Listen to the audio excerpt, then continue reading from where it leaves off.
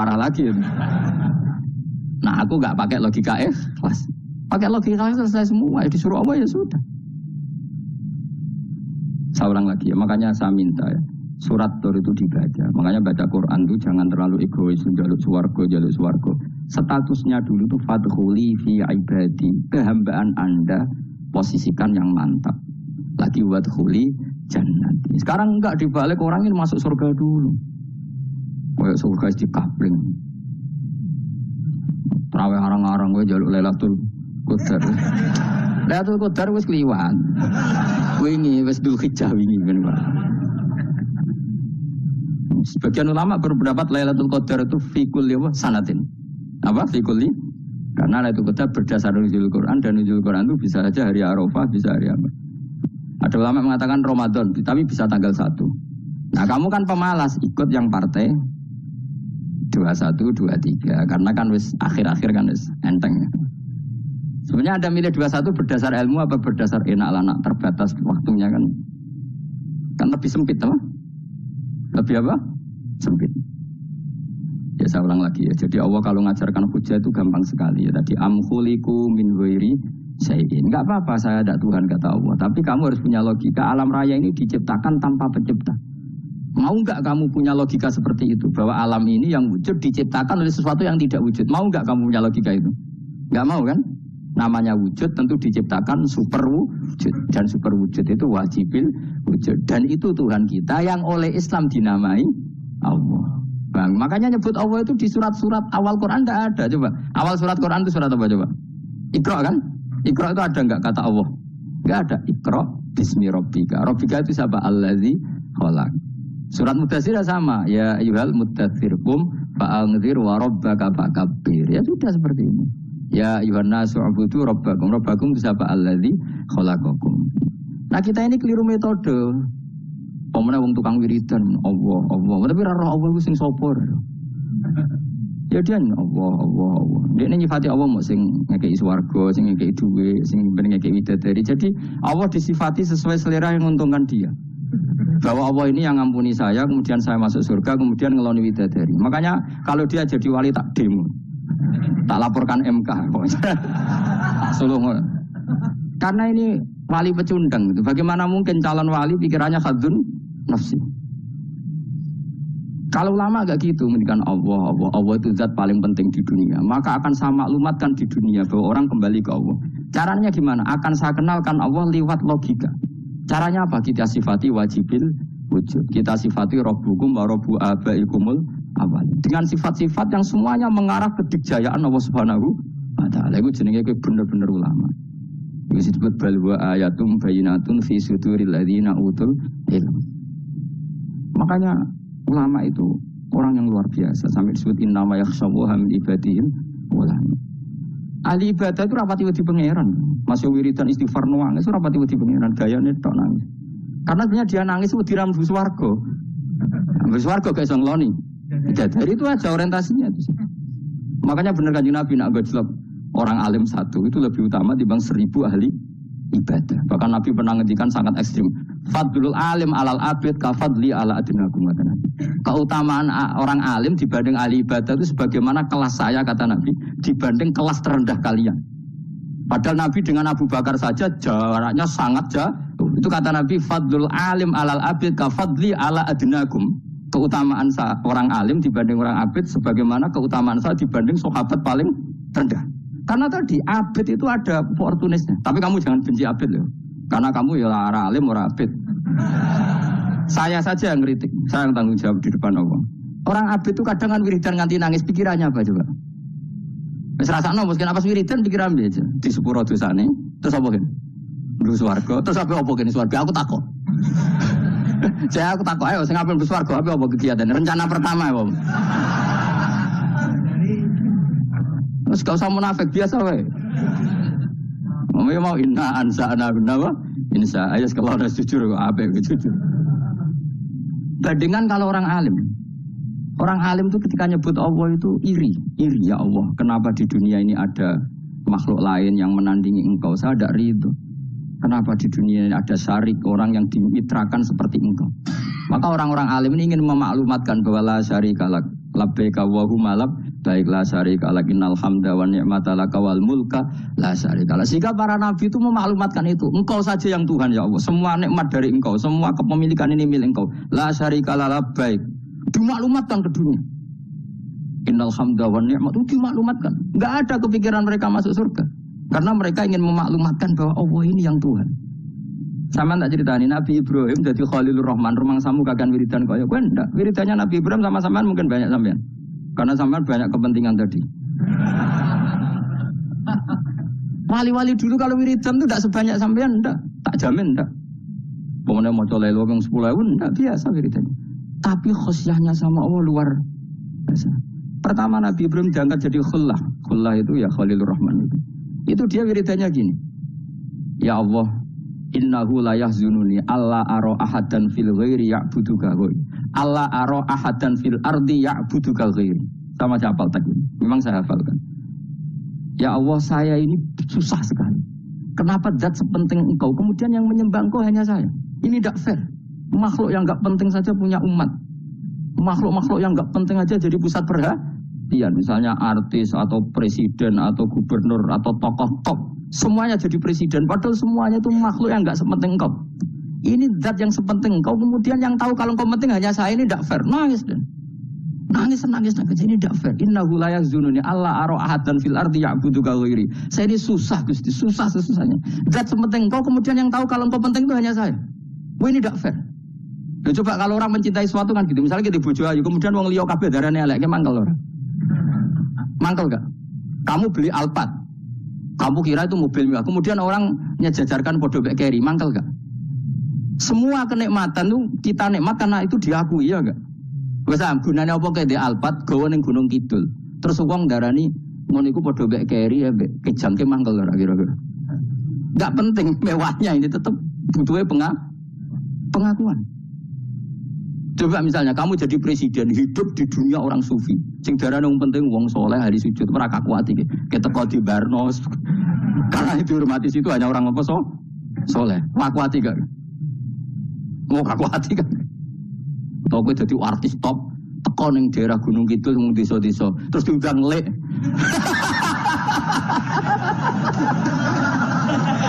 Oh, mangkel kan? Le bayang dong.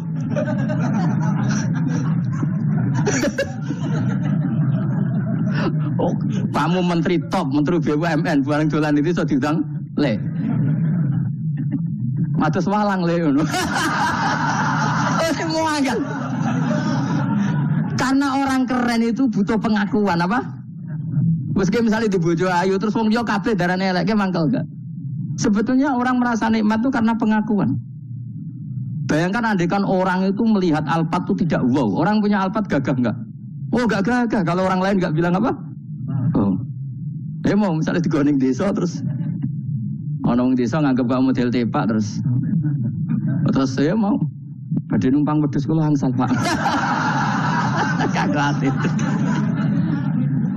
Habis kan. Makanya branded itu harus dimaklumatkan. Nah, itu bayangkan Nabi Ibrahim. Zaman itu ada Raja Namrud yang dipuja-puja, ada orang kaya dipuja-puja. Kemudian engkau yang Tuhan, pemilik langit bumi, enggak ada muja-muja engkau, ini enggak fair ya Allah. Nangis. Orang kok kowe eling pangeran sak jam swarga Gusti. Dasar gak bakat wali. Saya itu pernah kangen Nabi Ibrahim itu sampai nangis dan itu saya tidak berdoa. Semua yang terkait Nabi Ibrahim itu saya baca. Mulai surat Quran, tafsir tentang Ibrahim. Sampai saya di Kudiro, di Tadirawa pernah ziarah ke makamnya Nabi Ibrahim. Itu saya hampir gak pernah doa. Saya isek. Ya karena tadi. Ketika Nabi Ibrahim nangis-nangis gitu, ya Allah ini tidak fair. Engkau zat terpenting di alam raya ini. Kemudian gak ada menuhan dengan engkau. Gak ada perhatian sama ini tidak fair. Susah sekali. Karena yang tahu engkau Tuhan itu saya toh. Masyhur itu sama Allah. Karena Ibrahim nangis-nangis itu terus sama Allah diterbangkan ke langit. Disebut wakadzalika nuri Ibrahim malakutas sama Allah. Di langit ada jutaan malaikat sujud, jutaan malaikat ruku, jutaan malaikat baca tasbih. Nabi Ibrahim oke, Gusti kalau gini ya benar, ini baru benar kata gitu. Makanya terus Allah dengan keangkuhannya, karena Allah punya sifat angkuh dan itu sah walahul kibriya. Kan sifat angkuh baik untuk Allah tapi tidak baik untuk makhluknya, dan Allah dengan sifatnya walahul kibriya. Kata Allah, kalau nasihati para nabinya, kamu tidak usah susah. Jika di bumi jarang orang nyembah saya. Innalladzina 'inda rabbika yusabbihuna lahu bil-laili wan nahar wa hum la yasamun. Kamu tenang saja. Orang yang di sana di langit-langit itu maksudnya para malaikat itu bertasbih siang dan malam. Wa hum la yasamun, dan mereka tidak berhenti-henti, tidak bosan-bosannya bertasbih. Jadi Nabi itu baru terhibur kalau yang diidolakan itu keren. Itu Nabi, itu wali kutub, itu wali. Kamu enggak nyebut Allah itu. Sebenarnya kamu kan gak ingin kan bangun malam ingat Allah, berhubung utamu akeh. Terus Allah mbok libatno, mbok nyaur kan sebenarnya itu. Kamu ingin jadi bupati, sebenarnya kamu gak kangen Allah. Kamu ingin jadi bupati, terus Allah mbok jak koalisi kan gitu. Terus malam-malam Allah, ya Allah ini hambamu ya Allah minta. Sebenarnya kamu kangen Allah apa kangen keinginan kamu? Terlalu menyindir banyak orang ya. Maksudnya ini cerita saja. Ya sudah, ini kayaknya kok banyak yang tersindir. Tapi ini kan ngaji. Yang ngaji itu harus naik kelas. Ya sudah, tidak usah diteruskin. Kok banyak yang tersinggung. Ya sudah, tidak usah diterusin. Walau akhidu mau mengalap sapa Allah anas saya manusa bima lan perkara kasabukang nglakoni sapa anas. Minal ma'asi sing pira-pira maksiat. Mata rota. Mongko ora ninggal sapa wa ta'ala dzuriya ing atase dhuwure artayil ardi minda batin saking kewan apa wae. Nasamaten tegese kewan tatubu kang melata pun sama alih ing atase arep. Kalau saja Allah ingin merusak manusia karena dosa-dosanya, pasti tidak disisakan beberapa sesuatu yang jadi kebutuhan manusia, termasuk dabah, misalnya enggak ada hewan, enggak ada tanaman, enggak ada apa saja di bumi, karena Allah ingin mengadab manusia. Tapi nyatanya di balik mereka maksiat tetap fasilitas kepentingan manusia ada, karena sifat ghafurnya Allah, sifat rahmannya Allah. Walakin yu akhiru tetapi ini ngakhirna sapa wong akeh ila ajalin tumeka maring batas musamman kang wis ditentono. Yaumil kiamat tegese dina kiamat. Fa idza ja mongko nalikane teko apa ajalum ajale wong akeh fa inna wa mongko satuna wa ta'ala iku kana ana sapa wa ibadihi kang kaulana wa basiran dat sing mirsani. Fa ijazi mongko males sapa wa ing wong akeh ala amali ing atase ngamale wong akeh. Carane ngemales Allah tentu profesional atau prosedural fi isabatil mukminin kelawan ganjar wong mukmin wa iqabil kafirin lan nyiksa wong kafir. Bismillahirrahmanirrahim. Surat Yasin Makkiyah, surat Yasin Makkiyah. Au illa qaulahu, maksudnya Makkiyah bangsa periode zaman Rasulullah tesih teng Mekah. Au illa qaulahu kecuali dawuh Allah taala wa idza qila lahum anfiqu alayat niku. Au madaniyatun, utawa sebagian ulama darani surat Yasin bangsa napa? Madaniyah. Isnatan iku loro wa samanun lan 80 apane ayatan ayat. Jadi surat Yasin kabeh berjumlah berapa? 82 ayat. Bismillahirrahmanirrahim. Yasin. Ya semua ulama makna Yasin itu makna nama lain dari Rasulullah Muhammad SAW. Meskipun secara ikhtiyat, secara hati-hati, mufassir biasanya bilang Allah a'lamu bimuradi. Allah a'lamu dat sing pirsa bimuradi kelan kersane Allah bi iklan Yasin. Tapi kita tahu secara ahwalul ulama, ya saya ulang lagi, kita tahu secara tradisinya ulama tetap mengatakan Yasin maknanya ya Muhammad. Buktinya terusannya apa? Innaka laminal mursalin. Innaka ke siapa coba? Ke Nabi kan, Nabi Muhammad. Berarti Yasin wahai Muhammad kamu adalah mursalin. Apalagi ada istimal yang sudah konsensus seluruh dunia. Misalnya sholatullah salamullah ala toha rasulillah, sholatullah salamullah ala Yasin habibillah. Jadi makanya saya berkali-kali bilang, saya pernah ngisi pengajaran tafsir di Madura juga bilang gitu.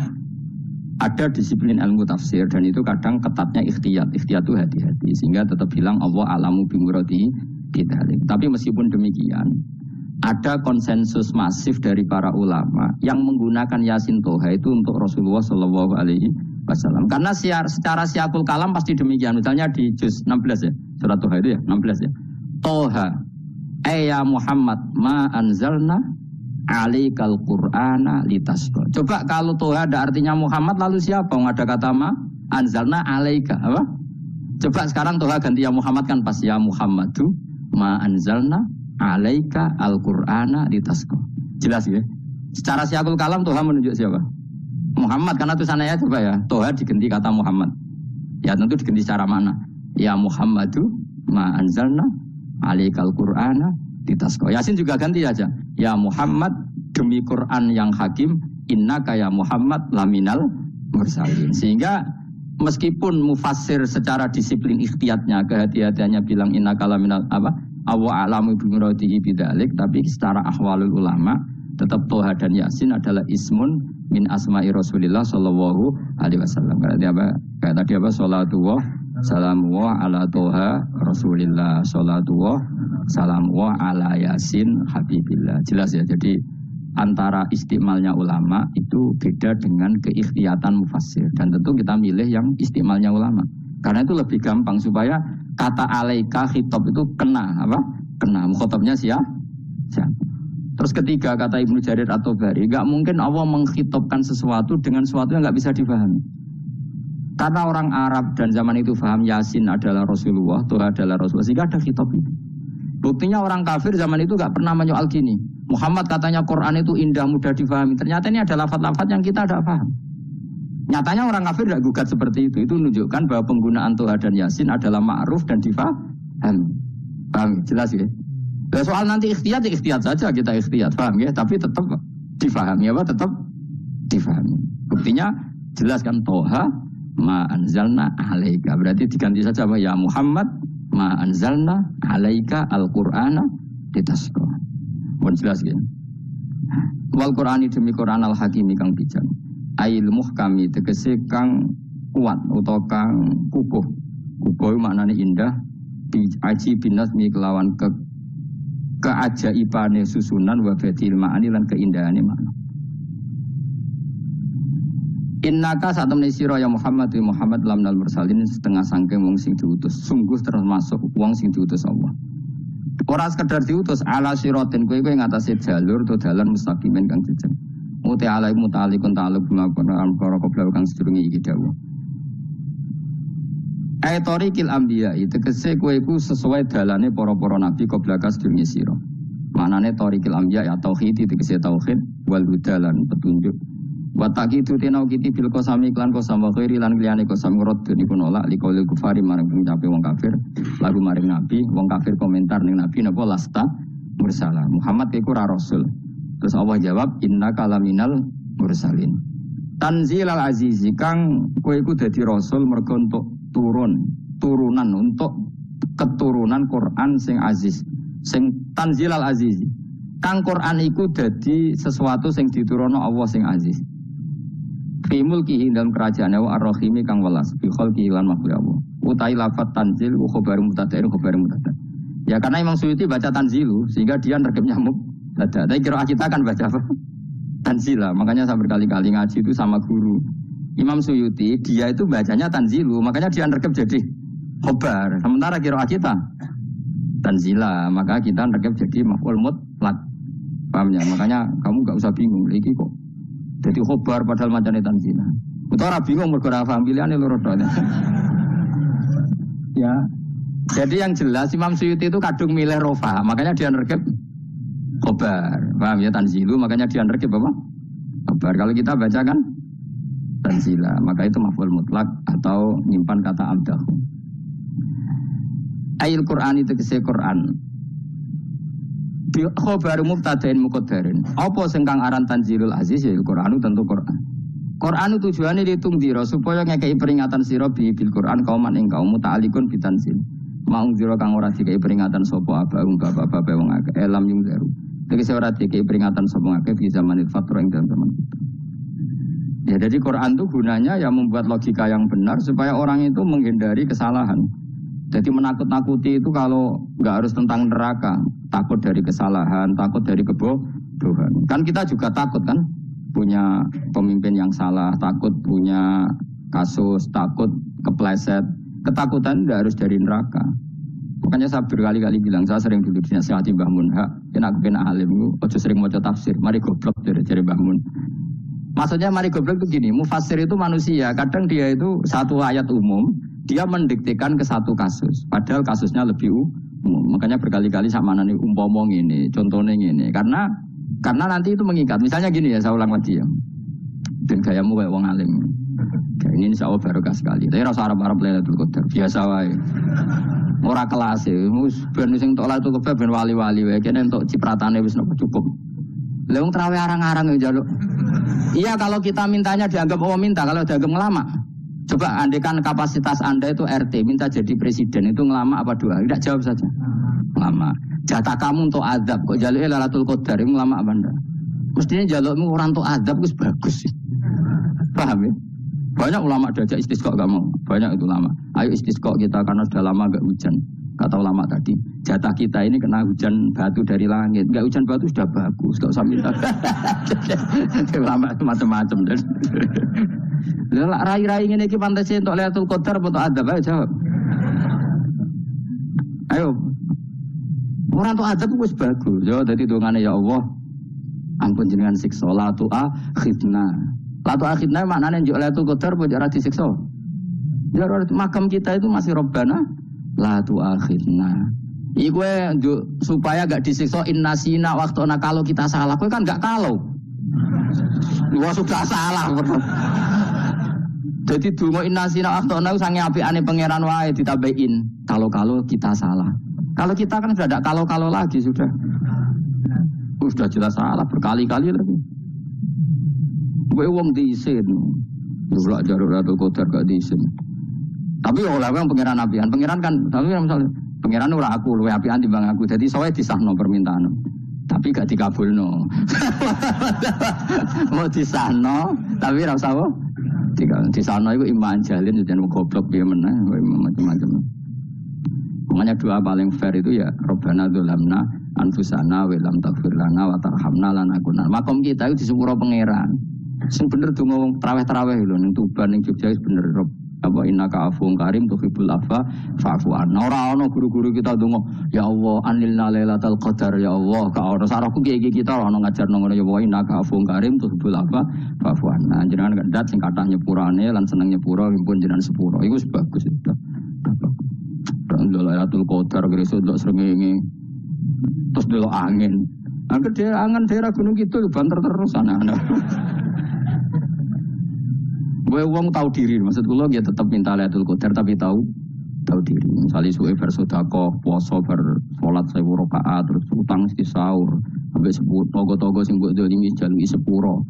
Pas kowe tenan mergo ngrasa ora dolim nduk Lailatul Qadar. Tapi kira ngrasa ora dolim wis ujug sombong. Wong sombong ora berhak meraih. Lah terus piye Gus? Ora piye biasa wae, pokok biasa wae. Makom kita ora kena adab itu sudah luar biasa. Ora penuh adab piye. Terus ngene iki luar biasa, napa? Luar biasa. Kok nang ngandel kula. Mesti ngene iki keadaan seperti ini terus. Soale dongane wae Rabbana la tu'akhidna in nasina wa akhtana. Itu jadi itu sudah luar biasa. Nah, ini kan teruskan dawuh Mbah Mun ya. Misalnya Allah bilang gini, fattaku, maka takutlah kamu. Biasanya mufasir ditambahi minan nar, maka takutlah kamu masuk. Sebetulnya yang perlu dihindari dari kita takut itu, takut salah, takut bodoh, takut terdolimi, takut mendolimi orang lain, takut hidup tidak ada gunanya. Tapi mufasir tentu milih yang populer. Takutlah kamu dari api neraka. Coba misalnya gini, kita nanti masuk surga. Kemudian zaman di dunia kita tidak pernah berkampanye ya atau berkontribusi untuk agama Allah. Cara saya itu izin. Kata Imam Malik, saya masuk surga. Kemudian orang mencintai saya masuk surga itu saya malu. Rasulullah juga gitu. Saya sebagai pemimpin umat, saya malu masuk surga. Dan satu dari umat saya masih masuk neraka. Jadi ulama dulu tuh ketakutannya bukan sekedar masuk neraka, takut malu, takut bodoh, takut keliru, takut. Saya misalnya nanti masuk surga itu malu dengan saya tidak pernah ngajar tafsir Jalalain. Malu saya. Karena katanya Allah, kenapa pun swarga? Terus diberi swarga. Tapi kalau pernah baca tafsir Jalalain kan anak keren nih. Keren artinya saya pernah mengkampanyakan Quran, pernah mengkhidmati Quran, pernah ngitmai kitab engkau ya Allah. Saya pernah ngitmai umatnya Rasulullah, yaitu sampean kabeh. Pernah mulang, pernah sowan. Saat tiap bulan sowan jenengan gak sopan tapi. Mulane kira usah bales sowan rono malah ganggu aneh-aneh. Kadang santri yo pidol, wis diulang cek sowan. Orang itu kiai kalau sudah di rumah itu milik keluarga biar fair. Bermulang cek assalamualaikum. Terus kiai ini kagok keluargane ku kapan? Gue mikir bocah ora karu-karuan. Jadi seneng yo di ilmoni, napa seneng yo di ilmoni. Saya ulang lagi ya. Nah, kata yang ditafsir itu sering tidak mengikat. Makanya kata Bangun, baca tafsir itu dikurangi. Maksudnya dikurangi itu bukan apa-apa. Maksudnya tadi, kalimat yang ditafsir itu tidak mengikat. Yang mengikat itu yang kalimat di Quran. Nah, kalimat Quran itu umum, kenapa? Misalnya gini, Allah lalu gini, i'dilu, kamu harus berbuat adil. Lalu adil itu misalnya mufasir menafsir, adil itu menyamakan di antara dua orang konflik. Misalnya di MK 01 dan 02 dianggap sama, itu namanya adil. Itu kan dawai mufassir. Atau misalnya gini, Allah bilang gini ke saya, hak kan ada di kiai sing adil. Terus adil ditafsiri orang, adil itu menyamakan sesama murid, haknya sama. Nah, tapi bisa saja adil itu di luar itu semua. Misalnya gini, ternyata adil menurut Allah gini, adil maknanya seimbang, apa? Adil itu maknanya apa? Seimbang. Lalu keseimbangan seorang hamba adalah dia ingat Allah lebih banyak. Karena ini bandul yang benar-benar nyata. Allah itu nikmatnya nyata. Sehingga ketika saya sebagai orang alim, ingat saya alim itu karena Allah. Dikasih ilmu Allah, dikasih cerdas Allah, dikasih semuanya dari Allah. Sehingga saya itu tidak merasa kumuluhur pada kalian. Karena semua ini dari Allah. Kemudian Allah sendiri yang memerintahkan, ya, kamu harus mengajar. Maka saya ada Arab-Arab salam template sampeyan, penghormatan sampeyan, apresiasi sampeyan. Karena saya hubungannya hanya dengan Allah Subhanahu wa Ta'ala. Itu namanya adil. Meletakkan sesuatu proporsional. Itu juga adil. Makanya seseorang itu nggak bisa dikatakan abid selagi belum tahu kalau ibadahnya minallah. Jadi misalnya ke ibadah tok, ternyata kamu yakin itu ibadah kamu, amal kamu, itu belum abid. Abid hakikat adalah alhamdulillah alladzi hadana li hada wa ma kunna linahtadiya laula an hadana. Ketika kita sujud yakin ya Allah, alhamdulillah jenengan menakdir saya sujud. Saya sholat, alhamdulillah engkau menakdir saya sholat. Sehingga minallah dulu, pikiran itu semua kebesaran kemendahan ini minallah dulu. Baru setelah minallah kita yakin billah. Setelah billah juga yakin ilah. Wah, misalnya gini ilah itu. Setelah saya ngajar tafsir Jalalain, kepentingan saya satu, hamba-hambanya Allah menjadi tambah mencintai Allah. Tidak mencintai saya, enggak penting sampean mencintai saya. Makanya Imam Syafi'i tiap ngajar bilang begini. Waditu annal khalqa ta'allamu hadal ilma wala yahmadunani. Saya senang kalau kalian belajar fikih sama saya, tapi kamu enggak usah muji saya. Jadikan fikih ini alat taqarrub kamu kepada Allah. Itu namanya minallah wa ilallah. Itu adil. Tapi adil yang dijelaskan ulama beda-beda tadi. Ada mengatakan adil adalah proporsional antara murid, antara keluarga dan murid. Meskipun kamu senang mulang, jangan merantarkan keluarga, itu udah adil. Itu kan versi, no? Maksudnya Mbah Mun, kamu jangan terjebak versi-versi dalam tafsir. Paham ya? Karena Allah hanya ngedikan i'dilu wa aqrabu. Paham ya? Tapi kan penjelasan adil ini orang versi. Paham ya? Ada yang nulis adil adalah meskipun mimpin masyarakat ya ingat keluarga. Karena yang tukang wayo kan nafsirin adil adalah karena laki tidak cukup istri satu maka nah itu kan juga repot kan. Tapi kalau kadung istrinya 3 atau 4, adil adalah harinya sama meskipun janda dan perawan. Dari sing lanang gak adil adalah proporsional. Sing wis suwi dikumpuli dikurangi. Yang baru ditam. Ya mungkin enggak kalau nuruti. Mungkin enggak? Ya, tapi itu kan versi, nama. Maka kata Mbak Mun itu memang sebaik. Saya itu merasakan, saya sebagai mufassir merasakan memang. Saya kan sering baca Jalalain beda dengan tafsir Munir, nanti beda dengan tafsir Qurtubi. Saya beri contoh misalnya. Dan kamu pasti salah jawab ini. Kalau kamu benar berarti ya alim tenan. Wa idza darabtum fil ardi falaysa 'alaikum junahun an taqsuru minas shalah. Orang kalau pergi itu boleh enggak ngosor salat? Enggak, jawab saja. Boleh kan? Ngosor salat itu apa? Misalnya salat asar 4 jadi berapa? 2. Kalau isya jadi 2. Kalau subuh? Enggak, sudah maju lah. Maghrib? Enggak, kan yang bisa dikosor hanya berapa?